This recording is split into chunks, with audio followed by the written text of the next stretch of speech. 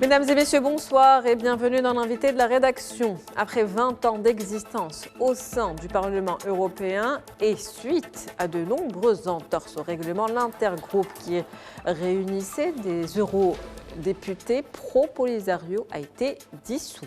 Un nouveau coup dur pour le régime d'Alger qui multiplie les échecs diplomatiques.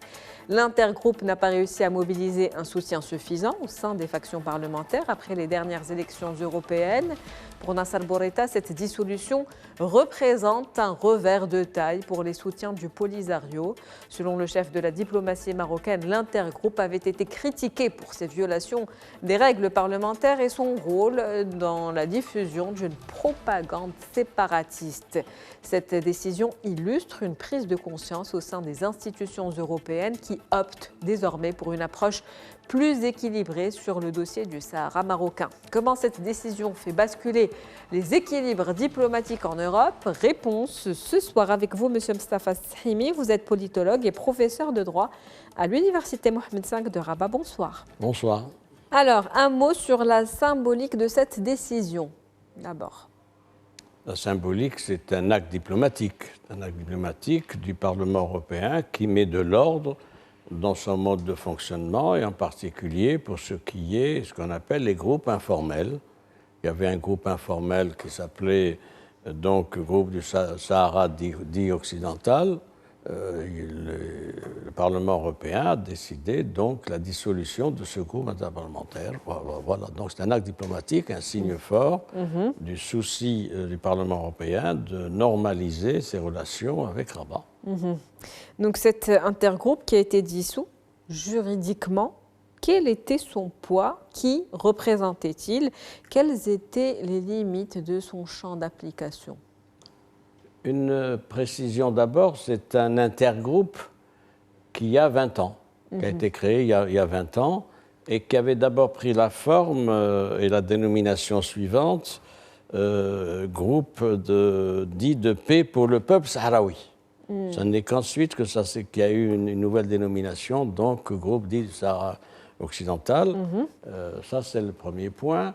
Le deuxième point, pourquoi il y a eu cette décision de dissolution? Pour des raisons statutaires. Le règlement intérieur du Parlement européen prévoit qu'il y a possibilité d'avoir des groupes interparlementaires. Il y en a 17. Il y en a 17. Je vous cite un groupe parlementaire sur le handicap, sur le cancer, la biodiversité, l'économie sociale, etc. Donc c'était là le 17e. Mais l'octroi de la qualité et de statut de groupe interparlementaire implique un certain nombre de réunions. De conditions, la réunion de plusieurs conditions, notamment celle-ci. Il faut qu'il y ait 3 groupes parlementaires qui parrainent la création d'un groupe interparlementaire informel. C'était le cas jusqu'à maintenant, ça n'est plus le cas aujourd'hui, puisque ce groupe n'a été soutenu que par les Verts, les eurodéputés Verts et les eurodéputés de la gauche. Ce qui leur a manqué cette année, c'est le groupe, ce sont les eurodéputés espagnols qui se sont mobilisés donc, pour faire passer le bon message et qui ont demandé donc, on n'a plus à être dans ce groupe-là. Donc c'est extrêmement important. C'est l'expression aussi du réchauffement du partenariat privilégié avec l'Espagne, c'est-à-dire qu'il y a toute la chaîne. Il y a au niveau des chefs d'État, au niveau des chefs de gouvernement. Maintenant, au niveau parlementaire, ça se traduit par des actes. Des actes.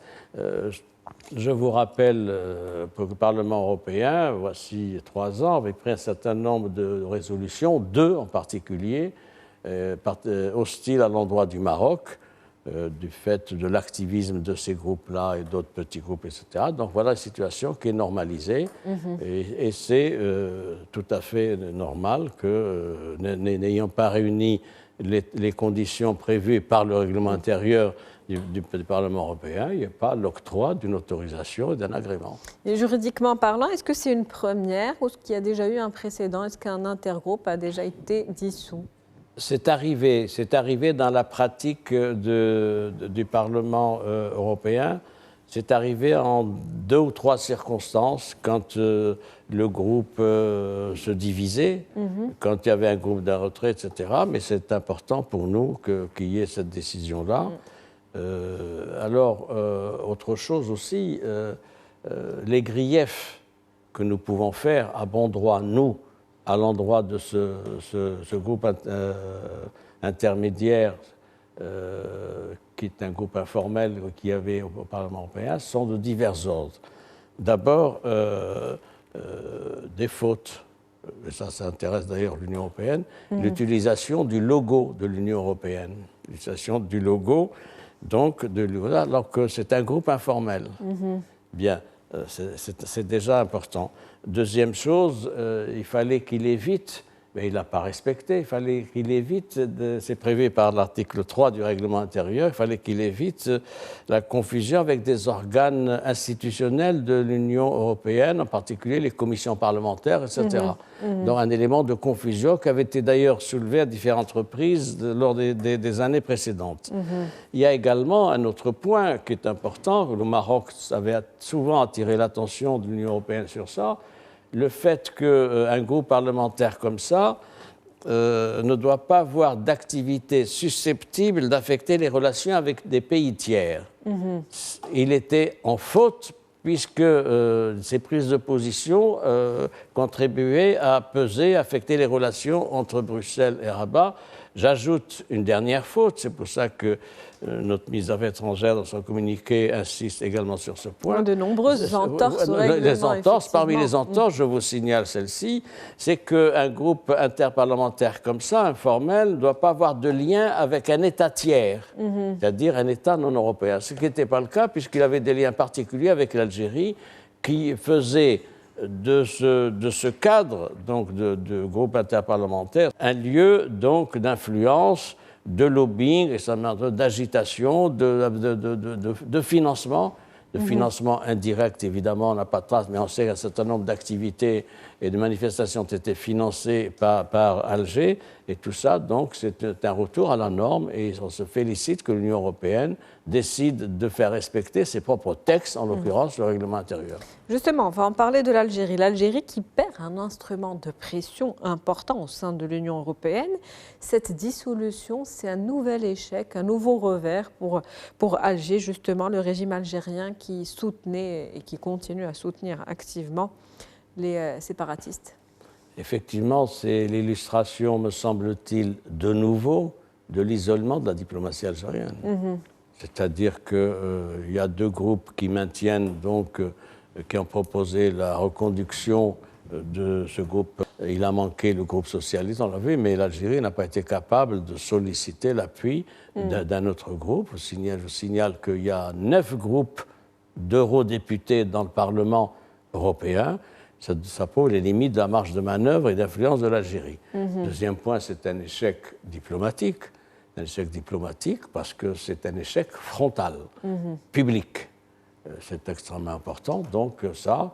Et c'est un échec aussi de son proxy, en l'occurrence le mouvement séparatiste, qui bénéficiait de beaucoup de complaisance et d'appui, précisément auprès de ces groupes parlementaires que j'ai évoqués, les écologistes, la gauche radicale et, à certains temps, la gauche espagnole. Donc voilà une situation qui est assainie. Et je crois que c'est une dynamique de capitalisation de la diplomatie marocaine, c'est-à-dire une maturation, des initiatives, un suivi, et puis la clarté d'un discours diplomatique, conforme d'ailleurs aux principes et aux résolutions du Conseil de sécurité. Donc une dissolution qui est quand même interprétée comme un signal fort aujourd'hui envoyé par l'Union européenne à l'Algérie, une décision qui démontre un soutien clair et cohérent de l'Union européenne en partenariat stratégique avec le Maroc. Je vais vous reposer la question autrement, si vous le permettez, essayez d'y répondre. L'Union européenne compte 27 États membres. Quels sont les pays avec lesquels l'Algérie a de bons rapports? Des rapports détestables avec l'Espagne, on le sait, des rapports encore plus détestables et de crise avec Paris, alors qu'il était prévu quand même, je le dis, dans l'agenda du début de l'année 2023,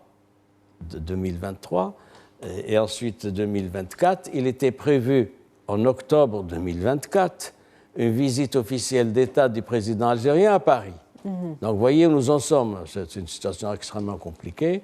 Il y a des problèmes à d'autres niveaux et des problèmes entre l'Union européenne et l'Algérie pour ce qui est des conditions difficiles d'application de l'accord d'association. Il y a beaucoup de contestations algériennes, de remontrances, etc. J'y ajoute une affaire qui a plombé l'image de l'Algérie, si besoin était, c'est l'affaire Boualem Sansal. Il a 80 ans, c'est un écrivain, il est détenu, il est dans un mouroir pratiquement, il ne bénéficie pas des droits d'indépendance. Et vous savez, la résonance de cette affaire auprès des opinions publiques françaises, parce qu'il est franco-algérien, mais également internationales, en particulier européennes. Et donc, c'est des situations qui ne poussent pas à ce que les pays européens aient une approche favorable, sinon neutre, à l'endroit de l'Algérie, loin de là. Justement, quelles sont les conséquences juridiques directes de cette dissolution sur les activités de lobbying en faveur du Polisario au sein du Parlement européen? C'est-à-dire qu'il n'y a plus le groupe interparlementaire. Le groupe offrait un cadre, un lieu d'abord. Les réunions du groupe se tenaient à Strasbourg, c'est prévu par le règlement intérieur. L'Union européenne accordait des facilités, elle accordait des salles de réunion, des facilités logistiques et l'interprétariat. Et bien, tout ça, donc, c'est terminé. Et donc, le mouvement séparatiste peut continuer à s'exciter à droite, à gauche, etc. Mais évidemment, ça restera toujours marginal parce qu'il n'y a plus ce cadre d'amplification institutionnelle qu'était ce groupe informel dit du Sahara occidental. Merci à vous, Monsieur Mostafa Sahimi. Je rappelle que vous êtes politologue et professeur de droit à l'Université Mohamed V de Rabat. Merci à vous. C'était un plaisir de vous avoir avec nous ce soir. C'est la fin d'invité de la rédaction pour ce soir. Merci pour votre fidélité. On se retrouve demain avec un nouvel invité, nouveau sujet. Bonne soirée.